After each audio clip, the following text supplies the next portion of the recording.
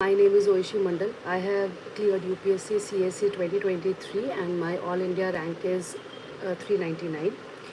तो पहले I would like to thank UPSC time that उन्होंने मुझे ये platform provide किया so that I can interact with aspirants. And next is that हमारा interaction जो होगा and whatever I speak ये bilingual होगा. So feel free to ask your questions. First मैं अपने तरफ से अपनी जर्नी के बारे में बताऊंगी, अपने स्ट्रैटेजीज़ के बारे में बताऊंगी. हाउएवर मैं एक चीज़ बोलना चाहती हूँ दैट किसी की भी स्ट्रैटेजी ऐसे पत्थर पे लिखी लकीर नहीं होती है. सो सबके अपने कंफर्ट लेवल होते हैं, सबकी अपनी स्ट्रैटेजीज़ होती है. So never take anybody's strategy to be like foolproof. Okay तो लेट अस स्टार्ट. सो मेरा basically I would be saying it in like question answer form. ठीक है, तो पहले मैं अपनी जर्नी के बारे में कुछ डिस्कस करूँगी कि how did I come to this field and UPSC क्यों एंड ऑल. ओके, सो मेरी जर्नी ना दो पार्ट में डिवाइडेड है. फर्स्ट वॉज जिसमें मुझे इम्पोज किया गया that yes I am sure बहुत सारे ऐसे स्टूडेंट्स होंगे जिनके पेरेंट्स का सपना होगा कि यूपीएससी आपको करना है and all. So same was with me. My father wanted कि मैं आईएएस के लिए प्रिपरेशन करूं एंड दैट्स वाई मैं अपने ग्रेजुएशन के बाद एक बार दिल्ली आई सो दैट मैं देख सकूं एंड जान सकूं कि यहाँ पे कैसे क्या प्रिपरेशन करना है. हाउएवर क्योंकि वो पापा की तरफ से आया था तो मन तो लगा नहीं मेरा. So I just return back and उसके बाद फिर मैंने अपने तरफ से छोटी मोटी नौकरियाँ इन्वॉल्व किया. It was in 2021, mid 2021 I would से, जब आई रियलाइज दैट कि मुझे खुद से करना चाहिए. And that is when I again came back to Delhi.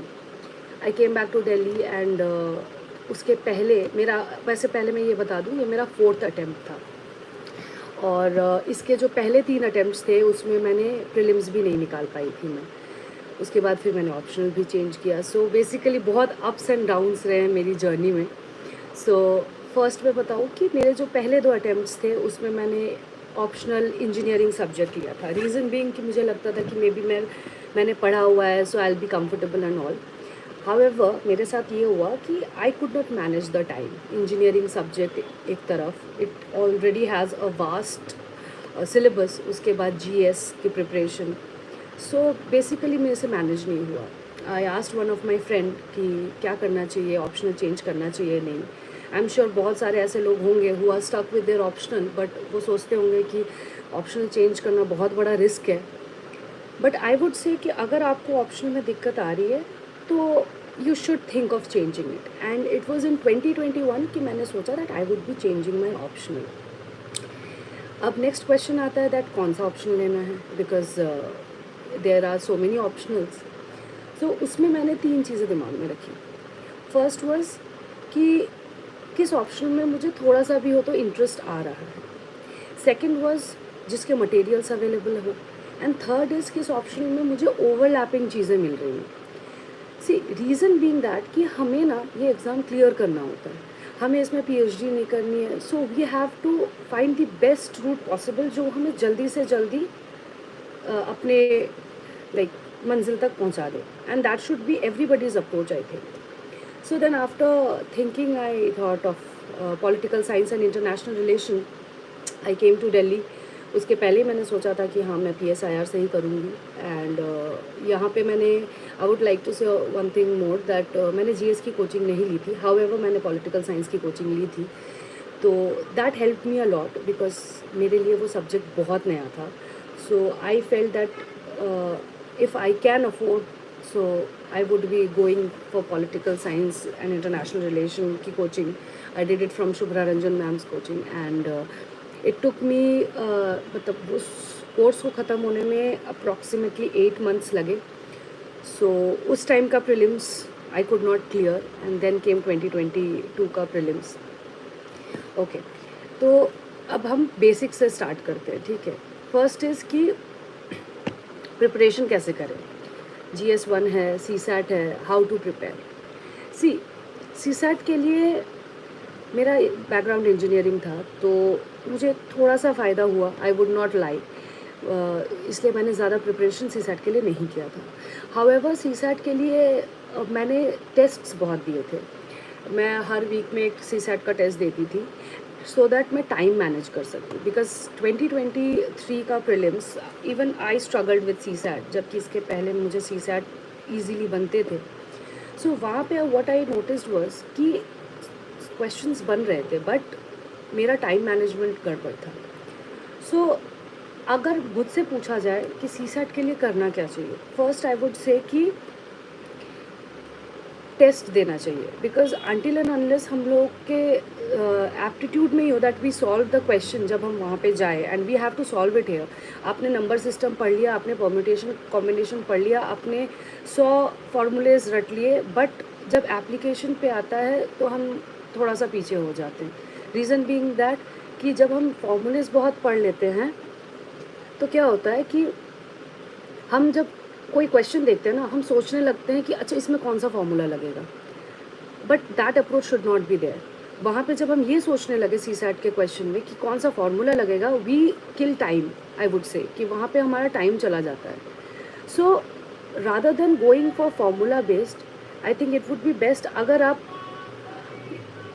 उसको बिना फॉर्मूला के सॉल्व करने की कोशिश करें।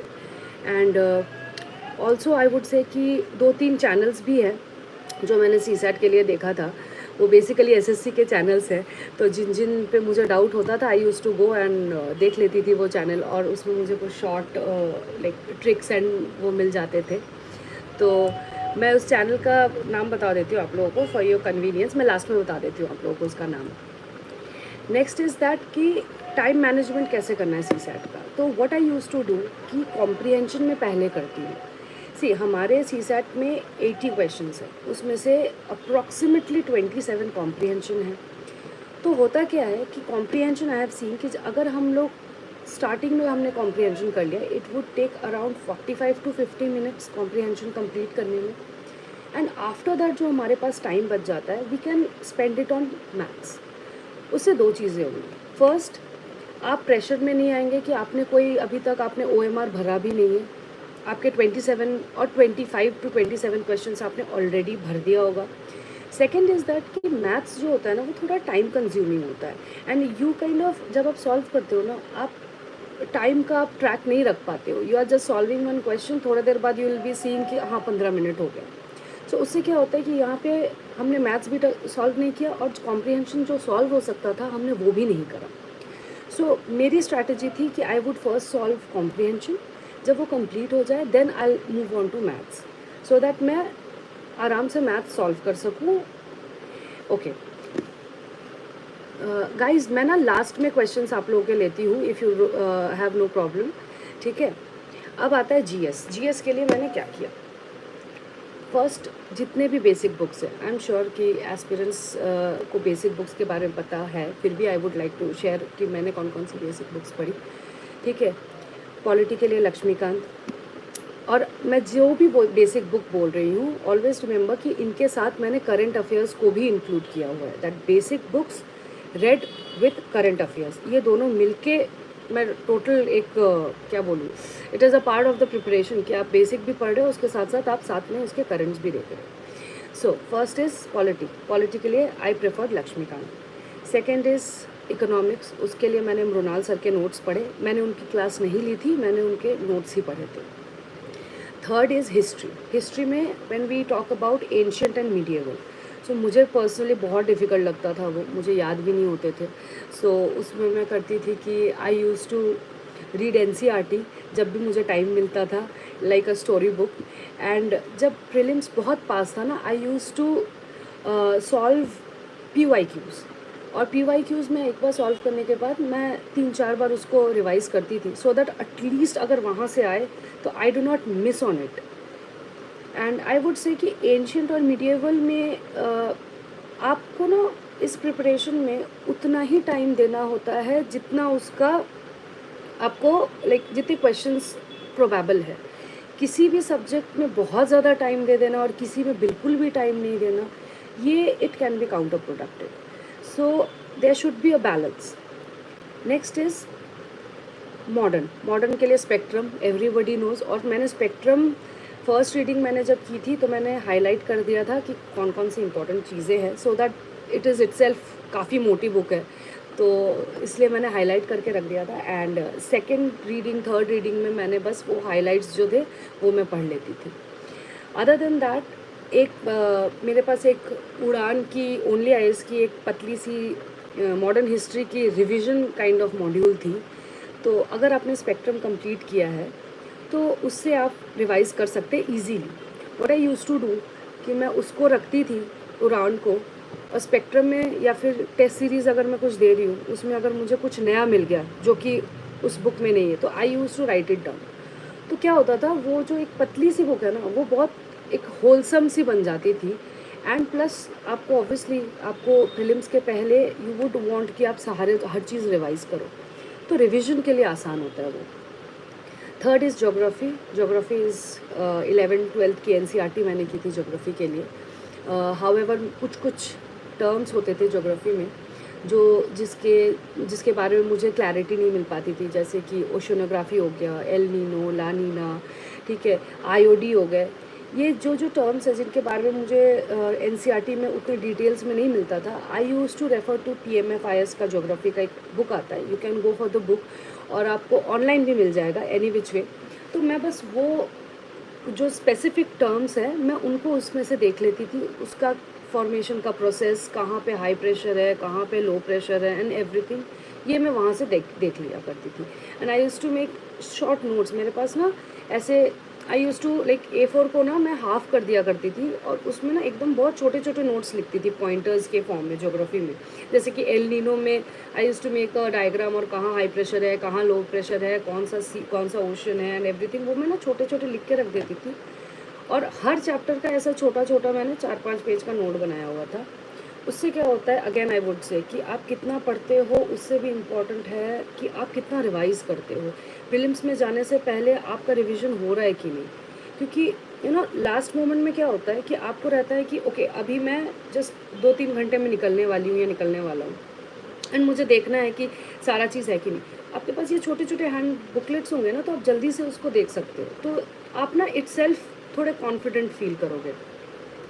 नेक्स्ट इज़ इन्वायरमेंट के लिए मैंने बस एक ही बुक फॉलो करी थी, दैट इज़ पीएमएफआईएस की इन्वायरमेंट की बुक आती है, और मुझे लगता है it is more than enough. उससे ज़्यादा आई डोंट थिंक कि आपको ज़रूरत पड़ेगी, बी इट वैल्यू एडिशन या बी इट प्रीलिम्स और be it mains, that is more than enough. Other than that obviously current affairs है ही आपका।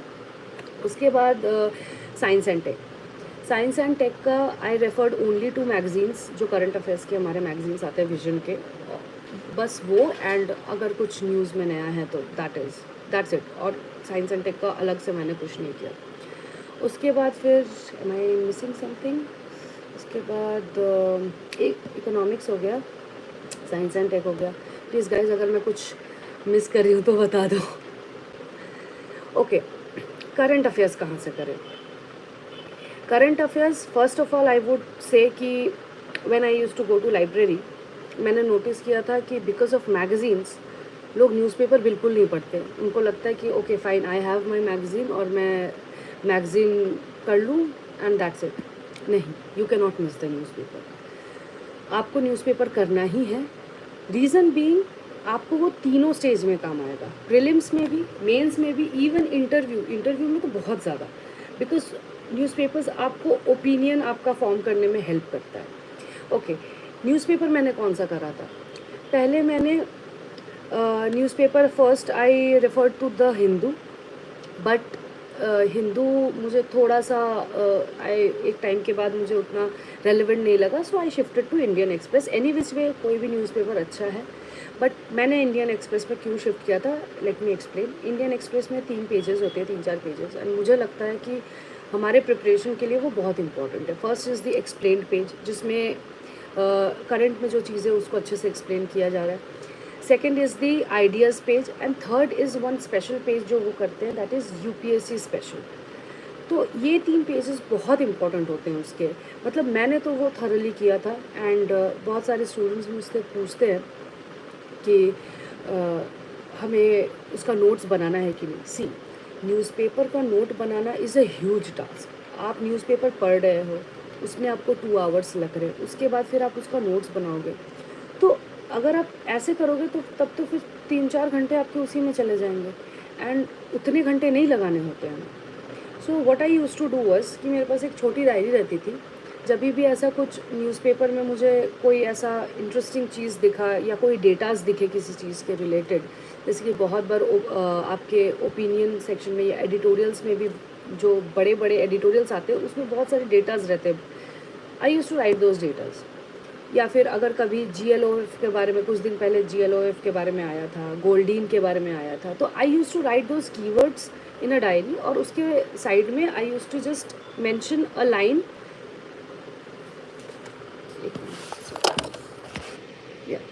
And I use to mention a line describing that. So उससे मुझे ये हुआ कि कभी भी अगर मुझे करंट अफेयर ब्रशअप करना होता था, सी सबको पता है कि कोई भी मैगज़ीन आप उठा लो, 12 और 13 मंथ्स की मैगज़ीन हम लोग करते हैं, and each magazine is 100 pages.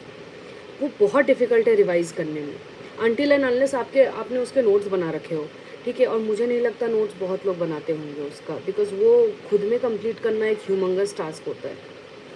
तो मैं क्या करती थी कि मैं करंट अफेयर्स का मैगज़ीन पढ़ लेती थी, न्यूज़पेपर मेरा डेली होता था और उसके वो पॉइंटर्स मैं लिख लिया करती थी, एंड उसके बाद फिर other than that pointers current affairs का मैं टेस्ट दे दिया करती थी। मैं पर्सनली मैंने टेस्ट सीरीज़ प्रीलिम्स के लिए ज्वाइन नहीं किया था। यहाँ पे मार्केट में बहुत सारे टेस्ट सीरीज़ अवेलेबल है, तो I use to just go in the market, और मुझे जो टेस्ट सीरीज़ ठीक लगता था I use to bring that and उसका टेस्ट देती थी। करंट अफेयर्स के लिए मैंने एक टेस्ट दिया था राउज़ का, उसका हर मंथ का 50 क्वेश्चंस का टेस्ट आता है। मैं वो देती थी एंड उसको बार बार रिवाइज करती थी, और अगर उससे कुछ नया मुझे मिला तो I use to write it down in the diary, ठीक है। और अदर देन दैट, जब प्रीलिम्स को आई गेस 30 to 15 डेज बाकी होगा अभी शायद होने, मतलब कुछ दिन बाद, दृष्टि IAS एक PT स्प्रिंट नाम का एक नॉट बुकलेट बट एक टेस्ट निकालती है। वो ऑनलाइन आपको मिल जाएगी, और उसमें आपको हर सब्जेक्ट का उस साल का जितने भी करंट अफेयर्स के MCQs है वो आपको मिल जाएंगे, डिपेंडिंग ऑन द सब्जेक्ट। जैसे economy is a vast subject, तो उसमें आप अगर उसका देखोगे तो it would have 200 to 250 questions. Agriculture बहुत छोटा सब्जेक्ट है तो 50 to 60 क्वेश्चंस। तो वो ना रिवीजन के लिए बहुत अच्छा है। एक तो मेरा एक रहा है कि I have focused more on giving tests and less on actually reading. क्योंकि क्या है ना कि जब आप टेस्ट देते हो ना तो आप बहुत सारी चीज़ें रिटेन कर पाते हो, बिकॉज आप 2 घंटे एक पेपर में बैठ रहे हो, आप सोच रहे हो उस पेपर के बारे में, ठीक है। फिर आपको पता चलता है कि ओके ये गलत है, तो दैट थिंकिंग प्रोसेस वो आपके दिमाग में ना इम्प्रिंट हो जाता है। So I would suggest all the aspirants जो भी अभी इस साल का एग्ज़ाम दे रहे हैं, दैट प्रीलिम्स को ज़्यादा दिन बाकी नहीं है आपका। आई वुड से स्ट्रैटेजी यही होना चाहिए कि जो भी आपके बेसिक बुक्स है आप उसको रिवाइज करो एंड टेस्ट दो। टेस्ट देना बहुत ज़रूरी है, you can not skip giving test, because फ़र्क नहीं पड़ता आपको कितना मार्क्स आ रहा है, बट टेस्ट देना ज़रूरी है। नेक्स्ट एक और चीज़ टेस्ट के रिगार्डिंग मैं बोलना चाहूँगी दैट मुझे ऐसा लगा कि it is better to shuffle and give the test. Shuffle as in, let me explain. जैसे कि मैं पहले स्टार्ट मैंने करा था कि ठीक है मैं राउज़ का टेस्ट दूंगी, एंड आफ्टर 10-15 टेस्ट हुआ क्या दैट आई कुड प्रेडिक्ट कि वो क्या पूछना चाह रहे हैं, उसका आंसर क्या होगा, एंड ऑल्सो क्वेश्चंस भी रिपीट होने लगे। सो हुआ क्या दैट मेरे मार्क्स तो बढ़ रहे थे बट इफेक्टिवली वो बढ़ नहीं रहे थे। It was kind of what I से चीटिंग बोल सकते हैं, बिकॉज कुछ आंसर्स मुझे पहले से ही पता थे, उसके टेस्ट में पहले भी आ चुके थे। तो आई वुड सजेस्ट कि जब आप टेस्ट दे रहे हो तो एक ही कोचिंग के बहुत सारे टेस्ट्स मत दो, अपना शफल करो। इतने सारे हमारे मतलब मार्केट में आप जाओगे या फिर ऑनलाइन भी अगर आप देखोगे आपको इतने सारे मटेरियल्स मिल जाएंगे, बी इट GS स्कोर हो गया, फोरम IAS हो गया, राउज़ हो गए, बाजीराम हो गए, आप शफल करके दो। उससे क्या होगा कि आपको ना डिफरेंट टेस्ट टाइप आपकी आदत हो जाएगी एंड कभी भी आप यूपीएससी के हॉल में जाके ना आप शॉक में नहीं आओगे कि ये क्या पूछ लिया। ओके, नेक्स्ट इज, अब आता है हमारा मेंस का तैयारी कि मेंस कैसे करें, कि साथ में करना है बाद में करना है। ओके,